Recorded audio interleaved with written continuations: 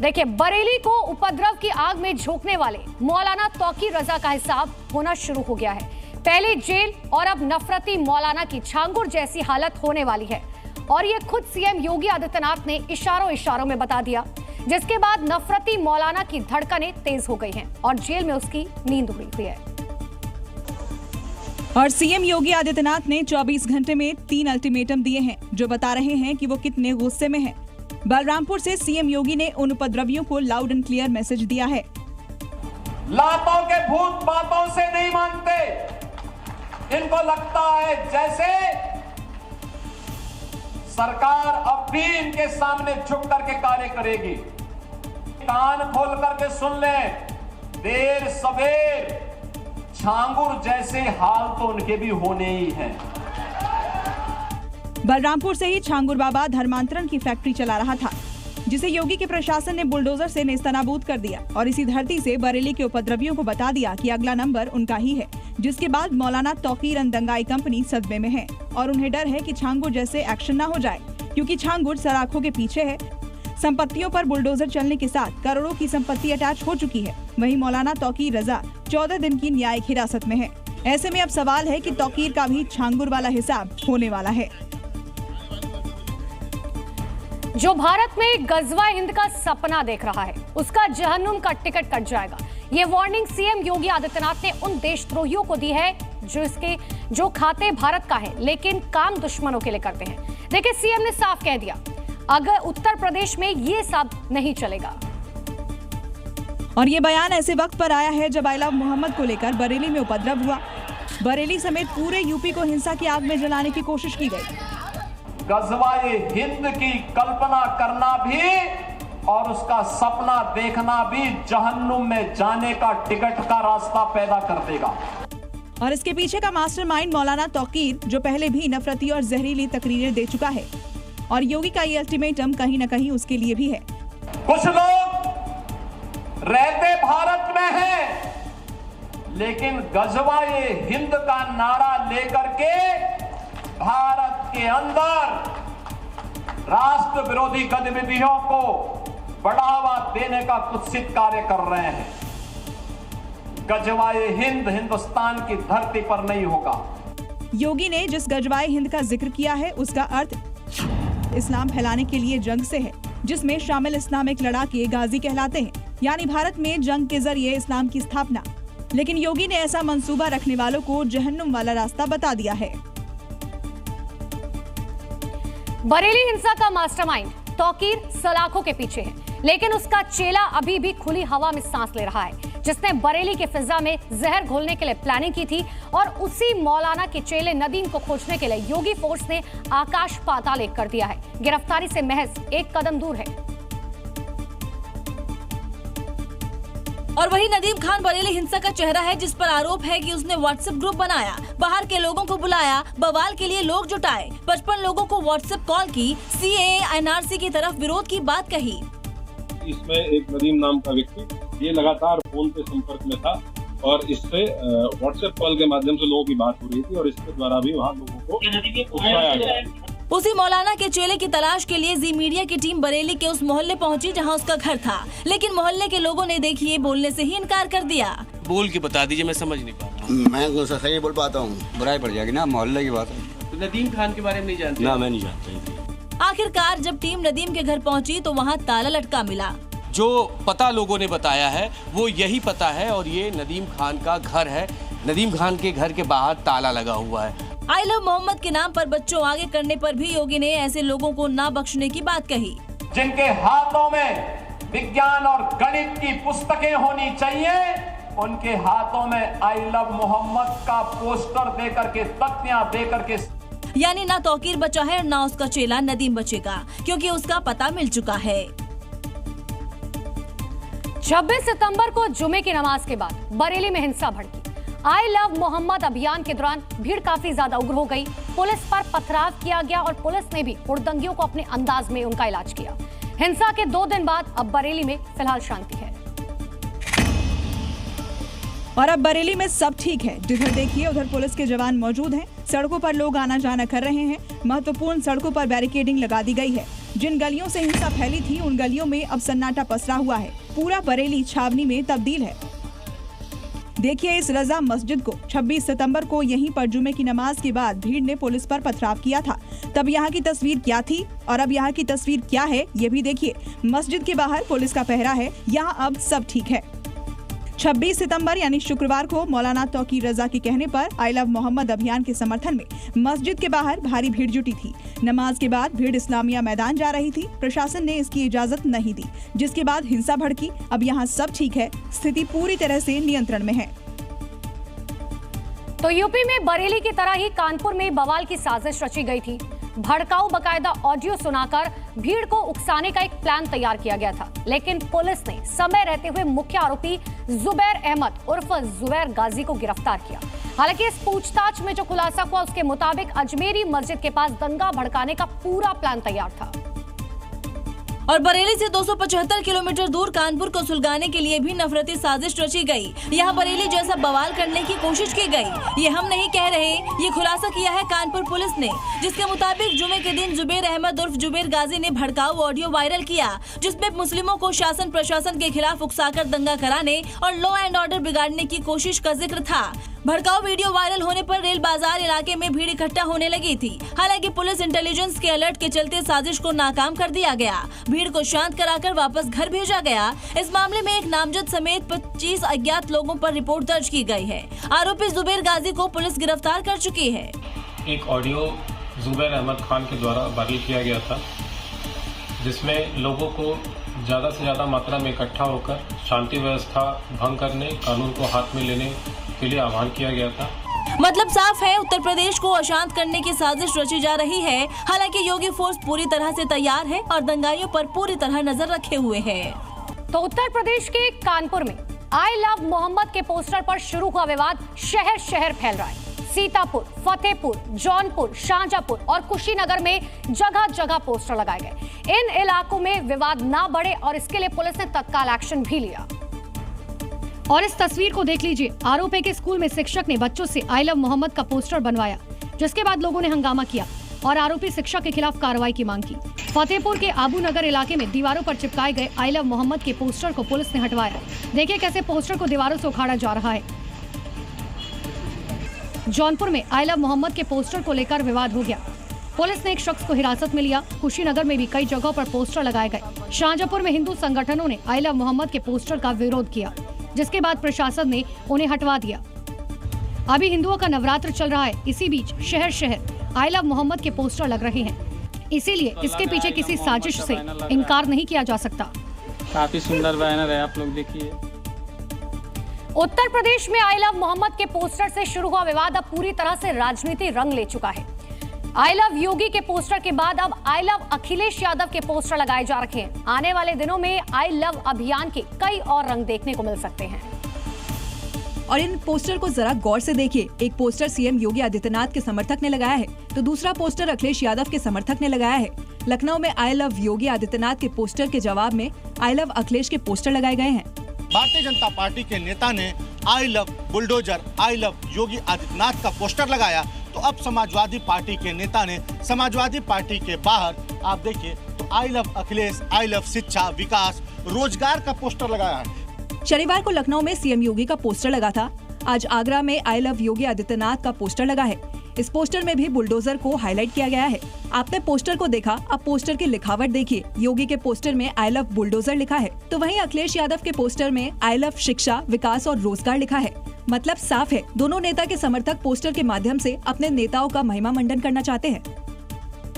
24 घंटे बाद दिल्ली बीजेपी के ऑफिस का पता बदल जाएगा। यानी जो ऑफिस अभी तक पंत मार्ग से चल रहा था वो अब दीनदयाल मार्ग पर शिफ्ट हो जाएगा, जिसका उद्घाटन सोमवार को प्रधानमंत्री नरेंद्र मोदी करेंगे। और कल से दिल्ली बीजेपी का ऑफिस 14 पंत मार्ग से दीनदयाल मार्ग शिफ्ट हो जाएगा। नए और आधुनिक तरीके से दरअसल ये बिल्डिंग जो है वो तैयार की गई है। ऑडिटोरियम बनाया गया है, करीब 300 से ज्यादा लोग उस ऑडिटोरियम में बैठ सकते हैं। दीनदयाल मार्ग पर तैयार हुए इस ऑफिस की लागत करीब 2.23 करोड़ रुपए बताई जा रही है। नया ऑफिस 825 वर्ग मीटर में बना है। साथ ही कुल 30,000 वर्ग फीट निर्मित क्षेत्रफल है। 5 मंजिला इस नए ऑफिस की खासियत ये है कि पहली मंजिल पर 300 लोगों के बैठने के लिए ऑडिटोरियम, दूसरी मंजिल पर इकाई प्रकोष्ठों, कर्मचारियों के लिए कार्यालय, तीसरी मंजिल पर उपाध्यक्षों, महासचिवों और सचिवों के लिए कार्यालय होंगे। साथ ही चौथी मंजिल पर अध्यक्ष और महासचिव संगठन के कार्यालय होंगे। नए ऑफिस में ग्राउंड फ्लोर पर कॉन्फ्रेंस रूम और कैंटीन होगी। पीएम मोदी जब इसका उद्घाटन करेंगे तो बीजेपी राष्ट्रीय अध्यक्ष जेपी नड्डा समेत कई बीजेपी नेता मौजूद रहेंगे। हरियाणा का नू इलाका एक बार फिर से सुलग उठा है, लेकिन इस बार हिंदू मुस्लिम वाला एंगल नहीं, बल्कि कानून व्यवस्था को ही सीधे चुनौती दे दी गई। यहाँ पुलिस एक अपराधी को पकड़ने पहुंची थी, लेकिन गांव वालों ने पुलिस पर ही हमला कर दिया, और वो भी ईंट पत्थर से नहीं बल्कि राइफल और कट्टों से। पुलिस चेतावनी देती रही, लेकिन उपद्रवी पुलिस पर ईंट पत्थर से हमला करते रहे। क्योंकि तीनों अपराधी धन विशेष से आते हैं, तो उन्हें बचाने के लिए पूरा का पूरा गांव इकट्ठा हो गया। लेकिन मामला यहीं तक नहीं रुका। भीड़ में मौजूद कुछ लोगों ने राइफल और कट्टों से पुलिस पर फायरिंग भी शुरू कर दी। देखिए तस्वीरों में इनके हाथ में राइफल और कट्टा साफ साफ नजर आ रहा है। आजाद, शाहिद और शाहरुख को बचाने के साथ ही पुलिस के वाहनों में भी तोड़फोड़ की गई। यही नहीं, पुलिस को रोकने के लिए जेसीबी मशीन तक रास्ते में खड़ी कर दी गई। भीड़ की आक्रामकता को देखते हुए पुलिस ने भी हवाई फायरिंग शुरू कर दी। स्थानीय पुलिस ने मौके पर अतिरिक्त पुलिस बल बुलाया, तब जाकर स्थिति नियंत्रित हो पाई। इस मामले को लेकर पुलिस ने कई लोगों के खिलाफ केस दर्ज किया है। 13 आरोपियों को गिरफ्तार किया है। नूह में ईंधन में पुलिस पर हमला किए जाने के मामले में पुलिस ने बड़ी कार्रवाई शुरू कर दी है और 13 आरोपियों को सलाखों के पीछे भेजा जा चुका है, जबकि बाकियों की तलाश में छापेमारी की जा रही है। जी न्यूज की टीम ने यहां की हकीकत जानने के लिए ग्राउंड जीरो पर पहुंची। देखिए क्या कुछ मिला। जहां फिलहाल चारों तरफ सन्नाटा पसरा हुआ है। पुलिस ने मामले में 13 आरोपियों को गिरफ्तार कर लिया, जबकि 4 दर्जन के खिलाफ केस दर्ज किया गया। पुलिस का कहना है कि ये पूरी तरीके से इस मामले में जब पुलिस की टीम वहां पर रेड करने के लिए गई थी तो उनके ऊपर हमला किया गया था। इसके बाद जी न्यूज ने सीधे आरोपी आजाद के घर जाने का फैसला किया। यहाँ उसके घर में हर तरफ तोड़फोड़ के निशान नजर आ रखे हैं। घर में मौजूद बुजुर्ग महिला के मुताबिक ये तोड़फोड़ पुलिस ने की है। झूठ बोला तो खुदा तक भी ना करो, सत्यानाश जाएगा जो कहीं करो, उन्हें कक्कर याद रखने लगा यार। पुलिस पर भले ही आरोप लगाए जा रहे हों, लेकिन पुलिस पर हमला हुआ ये तो वहाँ के वीडियोस खुद पुख्ता कर रहे हैं। हिंदुओं के धार्मिक स्थलों पर दान पात्र होने और शुल्क लेकर वीआईपी दर्शन कराने वाली व्यवस्था की अक्सर आलोचना होती है, लेकिन प्रयागराज में एक दरगाह पर चढ़ावों की रकम को लेकर 2 गुटों में न सिर्फ विवाद हुआ बल्कि जमकर मारपीट हो गई, जिस वजह से कई घंटे तक दरगाह के अंदर अफरा तफरी मची रही। मामला दरगाह पर वर्चस्व और चढ़ावे की रकम से जुड़ा है, जिसे लेकर दरगाह कमेटी 2 गुटों में बंट गया। और इसके बाद तो दोनों के बीच पहले तो जुबानी जंग शुरू हुई और देखते ही देखते लाठी डंडे चलने शुरू हो गए। रविवार का दिन होने की वजह से प्रयागराज के बेरैया स्थित गाजी मियां की इस दरगाह में बड़ी संख्या में श्रद्धालु मौजूद थे, लेकिन दोनों गुट के लोग पूरे परिसर में दौड़ा दौड़ा कर एक दूसरे की पिटाई करते रहे, एक दूसरे पर पत्थर बरसाते रहे। इस बीच वहां मौजूद लोगों ने पुलिस को इस मारपीट की जानकारी दी, जिसके बाद पुलिस ने वहां आकर बीच बचाव किया और मामला शांत कराया। दरगाह पर कब्जे के लिए पहले भी कई बार विवाद हो चुका है, लेकिन इस बार मारपीट का ये वीडियो सोशल मीडिया पर वायरल हो गया। और अब बात करते हैं एक विधायक के गुस्से की। असम के बिलासीपारा ईस्ट से AIUDF पार्टी के विधायक इस बात से नाराज हो गए कि उद्घाटन का फीता गुलाबी था और वहां केले का पौधा रखा था। फिर क्या था, विधायक जी आपे से बाहर हो गए, कैंची से फीता काटने के बदले थप्पड़ बरसाने लगे। देखिए कैसे पहले शख्स के गिरेबान को पकड़ते हैं, फिर तपाक से थप्पड़ मारते हैं। विधायक जी का गुस्सा यही नहीं थमा, शिलान्यास के लिए लगाए गए केले के पौधे को उखाड़ लेते हैं और फिर उसे गदा की तरह भांजते हुए शख्स पर टूट पड़ते हैं। एक बार नहीं 2 बार केले के पौधे से सिर पर जोरदार वार करते हैं। गुस्से में विधायक जी ने रंग में भंग कर दिया। विधायक जी बड़े आदमी ठहरे, इसलिए किसी ने विरोध भी नहीं किया। वायरल वीडियो इसी साल मार्च का बताया जा रहा है, जब विधायक शमसुल हुदा एक पुल के शिलान्यास के लिए पहुंचे थे। बताया जा रहा है कि विधायक जी गुलाबी रिबन और केले के पौधे को देखकर नाराज हो गए और पुल के ठेकेदार पर टूट पड़े। दिवाली के नजदीक आते ही दिल्ली में अवैध पटाखों का कारोबार तेज हो जाता है। सुप्रीम कोर्ट की सख्त पाबंदी के बावजूद लोग मुनाफा कमाने की लालच में ऐसे कारोबार से बाज नहीं आते, लेकिन दिल्ली पुलिस की सतर्कता ने ऐसे मुनाफाखोरों पर शिकंजा कसा है। और त्योहारों का सीजन आते ही मुनाफाखोर हर तरफ एक्टिव हो जाते हैं। दिल्ली में सुप्रीम कोर्ट में पटाखा पर सख्त पाबंदी लगा रखी है। फिर भी अवैध पटाखों का कारोबार तेज हो जाता है। लोग मोटा मुनाफा कमाने की लालच में अवैध कारोबार से बाज नहीं आते। लेकिन दिल्ली पुलिस की स्पेशल स्टाफ टीम ने अवैध पटाखों को कारोबार का भंडाफोड़ किया। टीम ने राजौरी गार्डन में एक घर में छापेमारी की, जहां घर के अंदर 3000 किलो से ज्यादा अवैध पटाखों का जखीरा बरामद हुआ। सुरक्षा के मद्देनजर वेस्ट डिस्ट्रिक्ट के स्पेशल स्टाफ ने राजौरी गार्डन स्थित एक मकान से 3580 किलोग्राम अवैध पटाखे बरामद किए हैं। पुलिस के मुताबिक ये पटाखे मेरठ, गुरुग्राम और गाजियाबाद से मंगाए जाते थे। ये परिवार इन्हें छोटे पैकेटों में पैक कर दिल्ली की मार्केट में ज्यादा कीमत पर बेचने की तैयारी में था। मामले में पुलिस ने एक महिला समेत 3 आरोपी को गिरफ्तार कर लिया और पटाखों का जखीरा भी जब्त कर लिया। गाजियाबाद में डांडिया डांस के दौरान 2 गुटों की कहासुनी बवाल में बदल गई और बीच सड़क पर मारपीट हो गई। एक युवक को बुरी तरह से पीटा गया, जिसका वीडियो अब सोशल मीडिया पर वायरल है, जिसमें बीच सड़क पर एक युवक की जमकर पिटाई हो रही है। 4 से 5 लड़के एक शख्स को जमीन पर गिरा कर पीटते दिख रहे हैं। कोई लात मार रहा है तो कोई थप्पड़ पर थप्पड़ बरसा रहा है। गनीमत की बात रही कि मौके पर मौजूद एक शख्स ने बीच बचाव कर मामला सुलझा दिया। इस दौरान मौके पर मौजूद एक शख्स ने पूरी वारदात का वीडियो बनाकर सोशल मीडिया पर वायरल कर दिया। बीच सड़क पर मारपीट का खौफनाक वीडियो गाजियाबाद के इंदिरापुरम थाना क्षेत्र का है, जहां शिप्रा सनसिटी सोसाइटी के बाहर जमकर मारपीट हुई। फिलहाल किसी भी पक्ष ने पुलिस में शिकायत दर्ज नहीं कराई।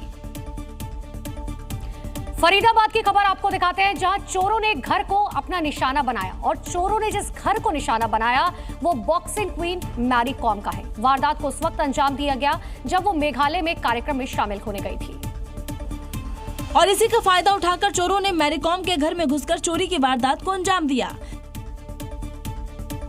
चोरों की एक करतूत सीसीटीवी में कैद हो गई। चोरी देर रात 3 बजे के करीब बताई जा रही है, जिसमें पहले एक चोर टीवी लेकर जाता हुआ दिख रहा है। इसके बाद दूसरा चोर दिखाई देता है और फिर 3 से 4 चोर बहुत सारा सामान लेकर जाते हुए दिखाई दे रहे हैं। चोरों की जानकारी पड़ोसियों ने मैरी कॉम को दी, जिसके बाद पुलिस में शिकायत की गई। पुलिस ने मौके पर पहुंचकर जांच शुरू कर दी है। कितना सामान चोरी हुआ है ये मैरी कॉम के आने के बाद ही खुलासा हो पाएगा। फिलहाल पुलिस ने 5 टीमें बना दी हैं जो आरोपियों की गिरफ्तारी की कोशिश कर रही हैं। ऐसे में सवाल उठ रहा है कि जब किसी सेलिब्रिटी का घर सुरक्षित नहीं है तो फिर आम जनता के घर की सुरक्षा कैसे हो पाएगी। गुजरात के अमरेली एयरपोर्ट पर एक ट्रेनिंग विमान हादसे का शिकार हो गया। बताया दरअसल ये जा रहा है कि लैंडिंग के दौरान प्लेन रनवे से नीचे आ गया, जिसके बाद वहां इलाके में हड़कंप मच गया। इसके बाद एयरपोर्ट अधिकारियों में हड़कंप मच गया। बताया जा रहा है कि प्लेन ट्रेनिंग सेंटर का है और आज लैंडिंग के वक्त बारिश की वजह से रनवे से नीचे उतर गया। इस हादसे में ट्रेनी पायलट सुरक्षित बताया जा रहा है। 1 साल के अंदर अमरेली एयरपोर्ट पर हुआ ये दूसरा हादसा है। इससे पहले गिरिया इलाके में ट्रेनिंग सेंटर का प्लेन क्रैश हो गया था, जिसमें एक शख्स की मौत हो गई थी और अब फिर एक प्लेन हादसे का शिकार हुआ है। फिलहाल एयरपोर्ट अधिकारी हादसे के बाद जाँच में जुट गए हैं। और अब बात करते हैं पाखंडी चैतन्यानंद की। देखिए, दिल्ली पुलिस के वो शिकंजे में है।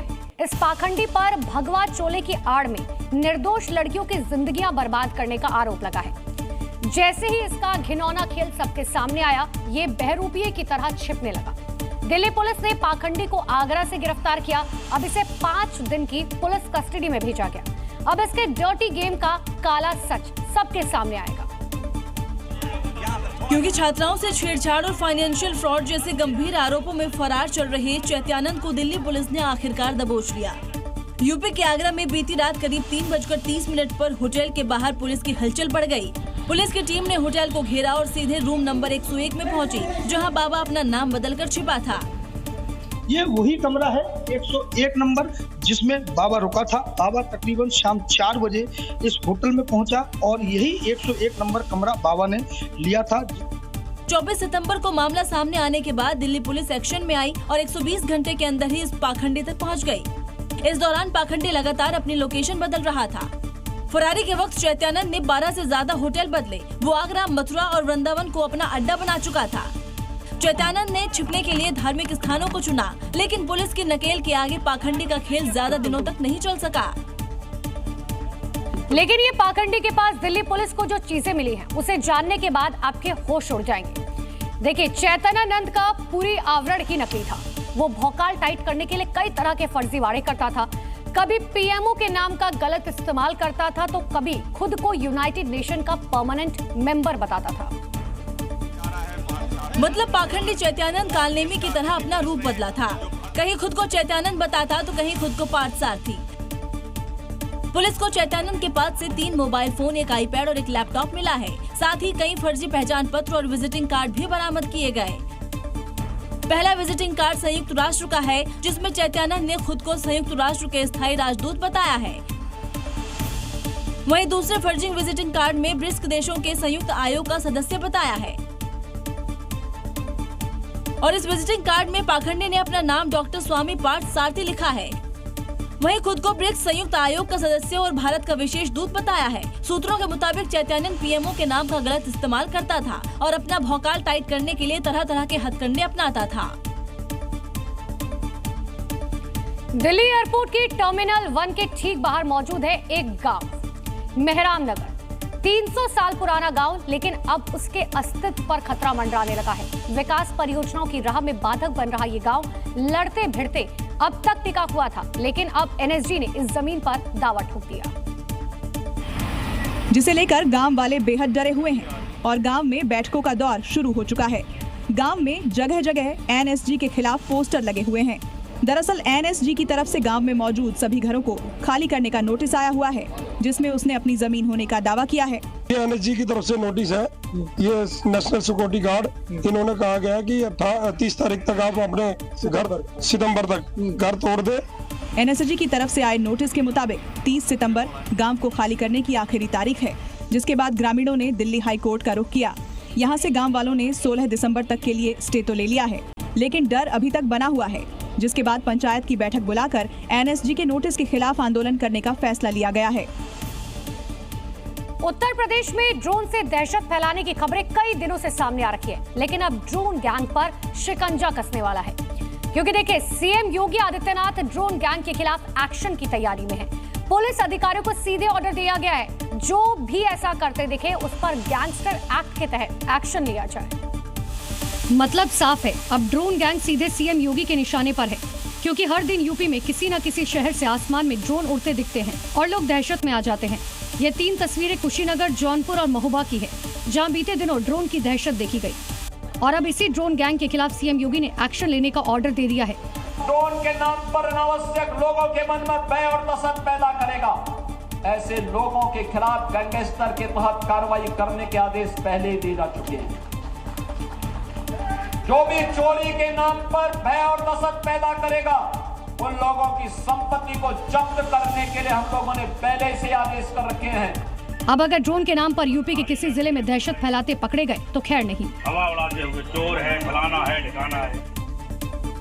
सीएम योगी आदित्यनाथ हर नवरात्रि पर व्रत करते हैं और दशहरे पर शस्त्र पूजन भी, ताकि उन्हें मां दुर्गा दुष्टों का संहार करने की शक्ति दे।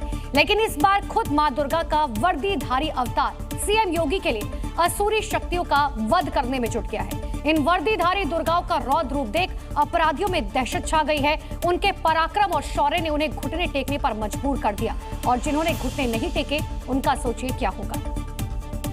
उनके पैरों पर इन वर्दीधारी दुर्गाओं ने ऐसा वार किया है, वो जिंदगी भर महिलाओं की तरफ आंख उठाकर देखने से पहले भी 10 बार सोचेंगे। पहले यूपी के मुरादाबाद, बुलंदशहर, हाथरस और मथुरा से आई इन तस्वीरों को देखिए।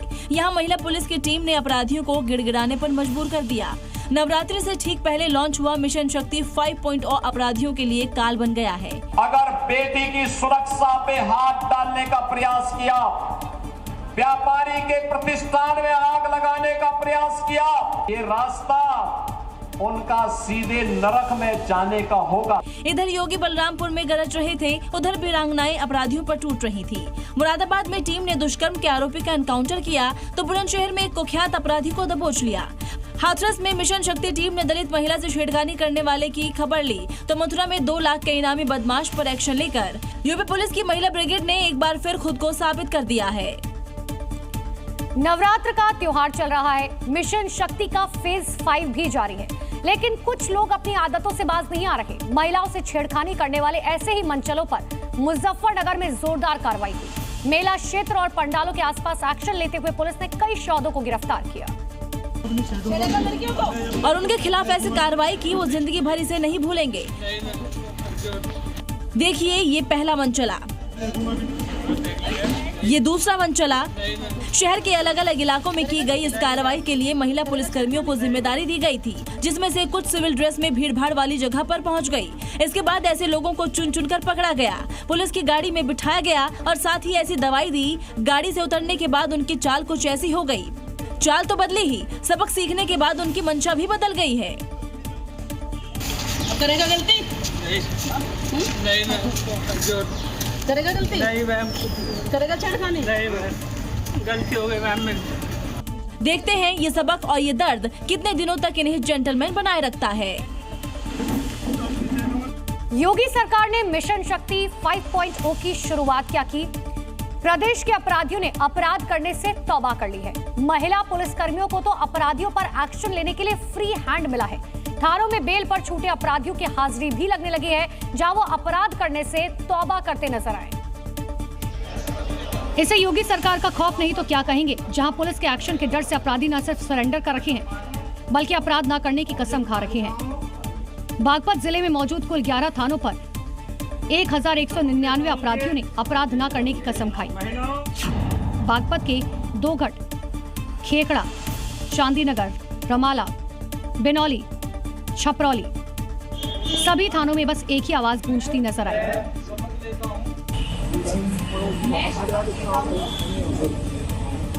महिलाओं, बालिकाओं की सुरक्षा व सम्मान के लिए संकल्पित रहूंगा। ये वो अपराधी हैं जिन पर पिछले 10 सालों में रेप, छेड़खानी और महिलाओं से जुड़े दूसरे अपराधों में मामले दर्ज हुए हैं। छत्तीसगढ़ के अंबिकापुर में एल्विश यादव और अंजलि अरोड़ा का भारी विरोध हुआ। हिंदू संगठन से जुड़े लोगों ने सड़क पर उतरकर प्रदर्शन किया और साफ-साफ चेतावनी दी कि हिंदुओं की धार्मिक आस्था के साथ खिलवाड़ करने वालों के कार्यक्रम नहीं होने देंगे। जिसके बाद कार्यक्रम को रद्द कर दिया गया। विरोध कर रहे लोगों ने कार्यक्रम के पोस्टर जलाए। एल्विश यादव और अंजलि अरोड़ा वापस जाओ के नारे लगाए।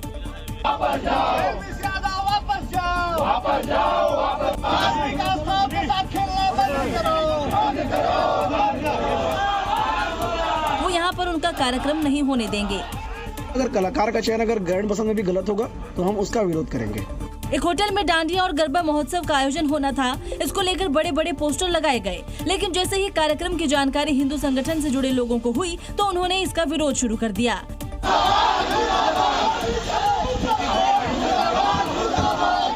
हिंदू संगठन के भारी विरोध को देखते हुए आयोजकों ने कार्यक्रम को रद्द कर दिया। देश भर में नवरात्र के दौरान रामलीला का मंचन किया जाता है, लेकिन यूपी के कानपुर में राम और हनुमान का किरदार निभा रहे कलाकार सड़कों पर आ गए। भगवान का भेष लिए ये कलाकार आखिर क्यों सड़कों पर आए, देखिए इस रिपोर्ट। उसके पीछे की वजह सड़क पर गड्ढे होना है। जर्जर सड़क से हो रही परेशानी है। श्यामनगर टटियन स्थित रामलीला मैदान की ओर जाने वाली सड़क की जर्जर हालत है। इसीलिए राम और हनुमान का किरदार निभाने वाले किरदार सड़क पर आकर नगर आयुक्त के खिलाफ प्रदर्शन कर रहे हैं।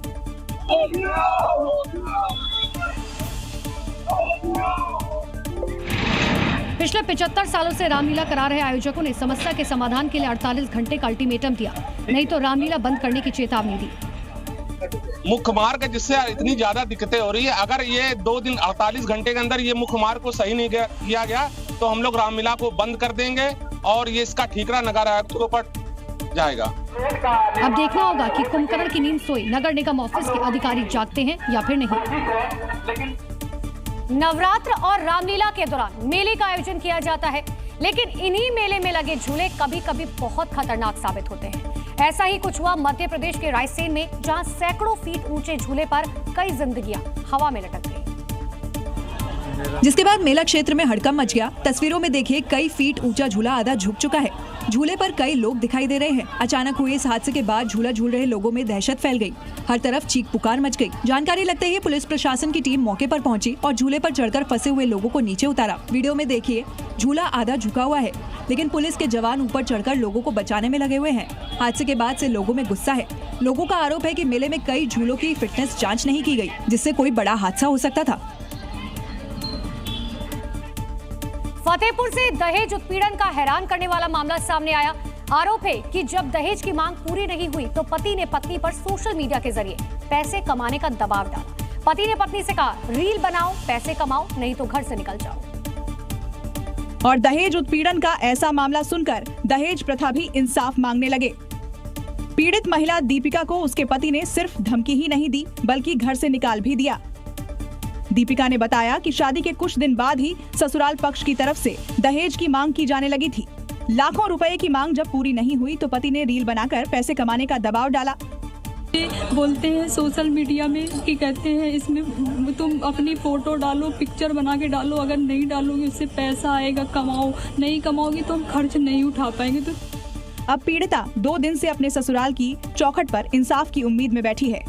पटना के लोग जल्द ही मुंबई और गोवा की तर्ज पर गंगा की लहरों के बीच पर्यटन का आनंद ले सकेंगे, क्योंकि पटना में वाटर मेट्रो सेवा शुरू होने जा रही है, जिसके तहत दीघा से लेकर कंगन घाट के बीच लगभग 21 किलोमीटर की दूरी पर इसे चलाया जाएगा और इसके लिए पहला एसी इलेक्ट्रिक जहाज पटना पहुंच गया। और कयास ये लगाए जा रहे हैं कि इस परियोजना को 2 अक्टूबर से शुरू किया जा सकता है। इसके लिए पहला इलेक्ट्रिक जहाज MV गोमधर कुंवर कोलकाता से पटना सिटी के गायघाट जेकी पहुंच चुका है। IWAI के मुताबिक गंगा के वाटर मेट्रो शुरू होने के लिए राज्य सरकार और IWAI के बीच समझौता हुआ है और इस परियोजना का बजट 908 करोड़ रुपए है। ये इलेक्ट्रिक जहाज पूरी तरह से इको फ्रेंडली है, जिसमें यात्री सफर के दौरान पानी के जीव जंतुओं का भी दीदार कर सकेंगे। जल्द ही दीघा घाट से कंगन घाट तक करीब 21 किलोमीटर में इस जहाज का परिचालन शुरू हो जाएगा। इसको लेकर एक इलेक्ट्रिक जहाज यहाँ पर पहुँच चुका है और तमाम तरह की तैयारियाँ की जा रही हैं। इस परियोजना का लक्ष्य आधुनिक टर्मिनल्स और एकीकृत मल्टी मॉडल कनेक्टिविटी का इस्तेमाल करके जलमार्ग परिवहन को बढ़ावा देना है। फरीदाबाद की खबर आपको दिखाते हैं, जहां चोरों ने घर को अपना निशाना बनाया और चोरों ने जिस घर को निशाना बनाया वो बॉक्सिंग क्वीन मैरी कॉम का है। वारदात को उस वक्त अंजाम दिया गया जब वो मेघालय में कार्यक्रम में शामिल होने गई थी और इसी का फायदा उठाकर चोरों ने मैरी कॉम के घर में घुसकर चोरी की वारदात को अंजाम दिया। चोरों की एक करतूत सीसीटीवी में कैद हो गई। चोरी देर रात 3 बजे के करीब बताई जा रही है, जिसमें पहले एक चोर टीवी लेकर जाता हुआ दिख रहा है, इसके बाद दूसरा चोर दिखाई देता है और फिर 3 से 4 चोर बहुत सारा सामान लेकर जाते हुए दिखाई दे रहे हैं। चोरों की जानकारी पड़ोसियों ने मैरी कॉम को दी, जिसके बाद पुलिस में शिकायत की गई। पुलिस ने मौके पर पहुंचकर जांच शुरू कर दी है। कितना सामान चोरी हुआ है ये मैरी कॉम के आने के बाद ही खुलासा हो पाएगा। फिलहाल पुलिस ने 5 टीमें बना दी हैं जो आरोपियों की गिरफ्तारी की कोशिश कर रही हैं। ऐसे में सवाल उठ रहा है कि जब किसी सेलिब्रिटी का घर सुरक्षित नहीं है तो फिर आम जनता के घर की सुरक्षा कैसे हो पाएगी। गुजरात के अमरेली एयरपोर्ट पर एक ट्रेनिंग विमान हादसे का शिकार हो गया। बताया दरअसल ये जा रहा है कि लैंडिंग के दौरान प्लेन रनवे से नीचे आ गया, जिसके बाद वहां इलाके में हड़कंप मच गया। इसके बाद एयरपोर्ट अधिकारियों में हड़कंप मच गया। बताया जा रहा है कि प्लेन ट्रेनिंग सेंटर का है और आज लैंडिंग के वक्त बारिश की वजह से रनवे से नीचे उतर गया। इस हादसे में ट्रेनी पायलट सुरक्षित बताया जा रहा है। 1 साल के अंदर अमरेली एयरपोर्ट पर हुआ ये दूसरा हादसा है। इससे पहले गिरिया इलाके में ट्रेनिंग सेंटर का प्लेन क्रैश हो गया था, जिसमें एक शख्स की मौत हो गई थी और अब फिर एक प्लेन हादसे का शिकार हुआ है। फिलहाल एयरपोर्ट अधिकारी हादसे के बाद जाँच में जुट गए हैं। आंध्र प्रदेश में लापरवाही ने एक मासूम की जिंदगी छीनी। ये खबर उन लोगों के लिए है जिनके घरों में छोटे बच्चे हैं। उन्हें सावधान रहने की बहुत जरूरत है, क्योंकि छोटी सी लापरवाही खतरनाक साबित हो सकती है। वीडियो आंध्र प्रदेश के अनंतपुर में गुरुकुल स्कूल का है, जहां हॉस्टल में खेलते हुए महज 17 महीने की बच्ची खौलते हुए दूध के तपेले में गिर गई। तस्वीरों में देखिए, एक महिला के साथ बच्ची स्कूल के हॉस्टल में दिख रही है। खोलते हुए दूध का तपेला भी दिख रहा है। महिला अपने काम में लगी रहती है और हॉल से बाहर चली जाती है। कुछ देर बाद बच्ची आती है और खेलते हुए दूध के तपेले में गिर जाती है, जिसके बाद वो काफी देर तक तड़पती है।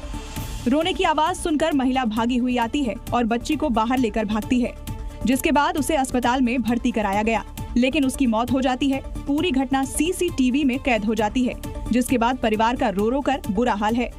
ऐसे में ये खबर हर उस परिवार के लिए जिनके घर में मासूम है और उन्हें चाहिए कि बच्चों का ध्यान रखें। महाराष्ट्र में पुणे सोलापुर हाईवे पर एक भीषण सड़क हादसा हुआ, जिसका वीडियो बहुत चौंकाने वाला है, जिसमें सड़क के एक तरफ चलता वाहन डिवाइडर पार कर सड़क के दूसरी तरफ चलते वाहन से टकरा गया, जिसमें एक शख्स की मौत हो गई। हादसे का ये वीडियो तेजी से वायरल हो रहा है। वीडियो में आप देख सकते हैं एक ऑटो तेज रफ्तार से जाता दिखाई दे रहा है, जो अचानक उछलकर डिवाइडर को पार कर दूसरी तरफ पहुंच जाता है और बीच सड़क पर पलट जाता है। वो तो भला हो दूसरी तरफ से आते ट्रक चालक का, जिसने अपने ट्रक को समय रहते रोक लिया, वरना ये हादसा और भी ज्यादा भीषण हो जाता। वीडियो में एक लाल रंग की कार अपने बाएं मुड़ते नजर आ रही है। माना जा रहा है कि इसी को बचाने में ऑटो अनियंत्रित हुआ था। हालांकि कार की रफ्तार भी धीमी है और उसने मुड़ने के लिए ब्लिंकर भी ऑन किया। हादसे की एक वजह तेज रफ्तार तो है ही, लगातार हो रही बारिश की वजह से सड़क पर आई फिसलन भी हो सकती है।